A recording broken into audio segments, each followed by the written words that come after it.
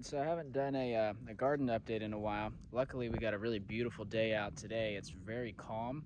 There's hardly any wind. It's in the 60s right now. It's frigid cold this morning. You know, we had a really hard freeze last night. We got down to about 23 degrees, I think, at the lowest point.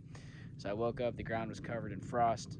It was real cold. First frost of the season, basically. We're in early November here, 2023. And I figured I would take a walk around the garden and talk a little bit about what's going on as we're fully into this transition period in the year now. And like I said, it's a really beautiful day to be out here doing some footage and doing some work in the garden. We'll start at the gate. There's definitely some nursery work, as always, bleeding into the garden. So I'm healing in nursery trees over here, partly just because there's space here, but also because I'm using the fence. I do have a little bit of rabbit pressure in the wintertime. They tend to like to nip at young woody plants and nibble on the bark, that intercambium layer. So in here, in the safety of the fence, we have some trees healed in, but I mostly want to focus on annuals and garden activities, although I guess I do a lot of perennial, like bushes and berries and things in this garden area, where I'm starting to anyway, so it's not all annuals. But anyway, starting to go to sleep. We're fully into the transition into winter, into death, into the sleepy time of year. And so if I come in here, you know, a lot of the warm season grasses that I still have not terminated and turned into bed space yet, a lot of these are going dormant, right, turning brown. The frost that we had has killed them. Most of the brassicas are doing okay through that frost. You can see there is certainly some damage on some of the smaller leaves, like this is frost damage on this leaf here. Most of these brassicas are large, and there's also a lot of aphids. These plants have not been doing super well coming through the hot time of the year. They're starting to rebound the past several weeks, starting to put on new growth despite some of the pest pressure that they've had from the warm season. But I think a lot of these brassicas will survive. This is my, low effort kale patch. This was just scattered out kale seed in the very early spring of this year before the grass came through, and then I didn't weed it at all and got a decent amount of kale and some radishes, which have now died back. But I've got some other more tended to kale in the other parts of the garden here that we'll go and see. It's interesting how everything is affected by the frost differently. I wasn't sure how all these, here's some kale that I recently transplanted in here. This certainly was damaged by the frost, but I think they're going to rebound. We might not get another frost again for a few weeks. We have a lot of like lows in the 40s, highs in the 60s for a while. So they, if I keep up with the irrigation, it's been very, very, very dry here.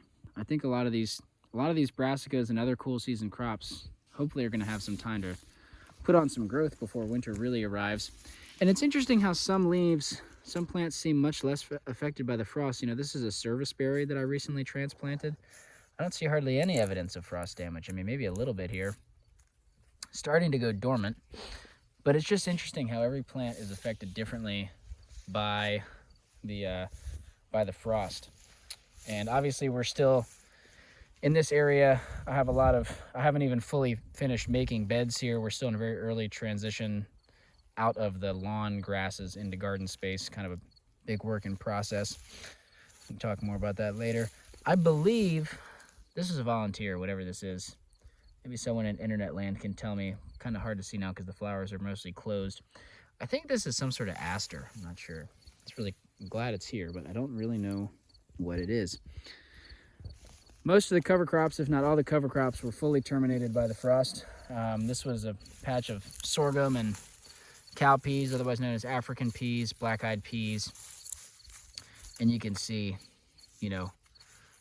this is in the process of fully just melting to the ground. The frost totally damaged all of those, but that's okay. They were already starting to kind of go dormant anyway from how dry it's been and cool. They weren't putting on any new growth. They've kind of done their job at covering the soil for a while. Now I'm going to mow them down and mulch and add compost and kind of we'll turn this into a garden bed. You can see I've already started on this end mowing them down, mulching, and I've got some persimmon trees healed in here for the winter. Talk about that more in the nursery videos. Kind of just more of the same here, right? When I came in and mowed, there was crops here in the late summer that I mowed and then mulched, and I transplanted in little blueberry bushes. This is going to be a little row of berries, mostly blueberries, some raspberries and stuff. You can see they did fine with the frost. After I mulched, there was a lot of volunteers, mostly African peas, from the cover crops that I had, as well as some volunteer sorghum, I guess just seed that had dropped on the ground throughout the growing season. They've all been killed by the frost, as you would expect. The larger kales that had gone dormant during the summer resprouted in the past month or so, mostly unaffected by the frost. There's a little bit of damage, but still, you know, I could pick a lot of food off of these if I wanted to. I have a lot in the fridge from picking the other day. But, you know, the winter crops are starting to come on. Tomatoes are done, as you can see, and as you would expect. I don't want to squeeze this too hard. Ugh. So, yeah, that's a little bit of what the tomatoes look like right now. What I'm really excited to see is I have some smaller brassicas, right? Some younger plants. These are collards, you know, they're still rather small, that I transplanted, and, you know, typical me fashion, transplanted them kind of late because I had too many things going on and just didn't get them in the ground early enough. Also haven't been watering this bed enough, probably. They could do with some more water. Like I said, it's been incredibly dry here, and they're peppered all throughout. And you know, oftentimes if they're at that size and you get a hard frost, it can kill them. If it was colder for much longer, probably they would have passed on. But you can see for right now, they're still with us. They're still doing really good. And hopefully they can, in the next couple weeks, put on some more size so that when winter comes, they can actually survive. I can show you, I have a spot over here. One thing you can do if you're worried about losing young plants to the cold is you can cover them with plastic, or actually didn't have any plastic. You can use old bed sheets. Now, this is only gonna offer so much protection, right? But I have some really small, this is arugula, that I would really like to be able to get some greens off of, either before winter hits or throughout winter potentially. And you can see there was some damage. Actually, that might be an African pea. But yeah, I just have them covered with this. The nice thing is this lets plastic come through. There's also a raspberry or a blackberry here that did get a little frost damage. Maybe we'll give that one a little bit of this sheet. And it does, like I said, it lets some sunlight through. This time of year, we don't get a lot of sun here, because of this cedar tree kind of blocks a lot of the sunlight in this specific patch. And but you know, in the morning sun, they should be getting some morning sun here, and it'll filter through that sheet. It does, the sheet does provide a little bit of shade, so something to consider. And also, you know, if it were to get hot again, if it was to get above 60, above 70 degrees, I'd want to probably take this off, especially if it's plastic. You know, plastic will make things really hot and can quickly kill your plants. So if you're going to cover them, do be mindful of that. And you know, if the plants got much bigger, it might be useful to put some hoops down, you know, so that it's kind of like a little mini greenhouse, a little arch. But you know, you can also just get away with kind of flopping it on there. One thing to note is that, especially with plastic, anywhere where the leaves are touching the plastic or the sheet, you might get freezing right there at the surface. You know, typically that's another benefit to having some sort of bended arch to, you know, put the plastic over, is that you don't want the leaves touching that exterior. That's where the most of the cold exposure is. But anyway, those are some things that are going on in the garden. I feel like I've been kind of going fast, flying through a bunch of different things, but yeah, everything is dormant. I harvested a bunch of gourds the other day. I tried to, and a bunch of sorghum seed heads and some other various wildflower seeds and stuff. Just trying to, anything that I thought might be susceptible to frost damage, I tried to bring it in early. I picked the last of the tomatoes, you know, brought them inside, finished ripening up. And now we can fully transition into wintertime, fall time activities in the garden. Although it's a little bit on the back burner for me because I have so much going on in the nursery and the tree planting side of things right now. But this area, start of the season, was a whole mess of poison ivy and grass that, if you watched any previous videos, I tarped it, plasticed it, killed it with heat and sunlight, basically. I would have loved to have came in and broad forked it, but I didn't have a broad fork at the time, so I didn't do anything to remove compaction. I just planted a bunch of African peas and sorghum and gourds and all sorts of crap, marigolds. Just kind of let it go buck wild. For the most part, it prevented poison ivy and grass from coming back. You can see there's, actually might be vetch or something, but there's a little bit of grass in here that survived, but for the most part, we kept the soil covered, we kept the weeds out, and now this is all ready for hopefully some broad forking, compost, and mulch applications. You know, we'll kind of extend this bed here this way, pathway, bed, and we'll just kind of keep going. I might plant in some more perennials and berry bushes kind of just rambling at this point.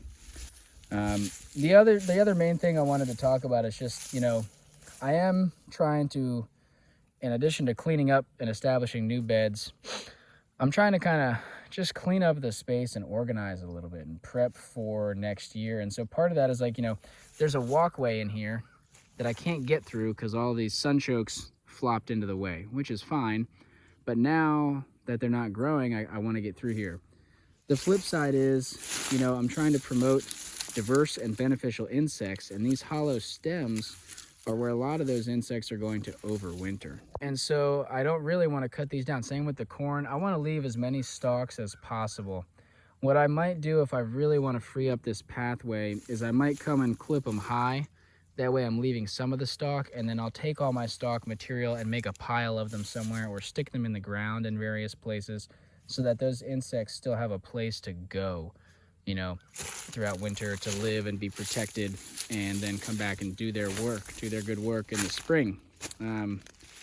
Interesting to see that this chard plant looks to have suffered a lot of damage from the freeze. I'm kind of surprised by that. So it'll probably bounce back. It's got some growth, but it's always interesting who does well and who does not. This again was a pathway, and this is where I will have a lot of work to do. I had some strawberries that I planted last year that, as you can see, are doing really good in the pathway. I think probably what's going to happen is I'm going to transplant a bunch of these out of the pathway and fill in gaps in the beds. Other places, like there's not a whole lot of strawberries in there. Maybe I'll stick one in there.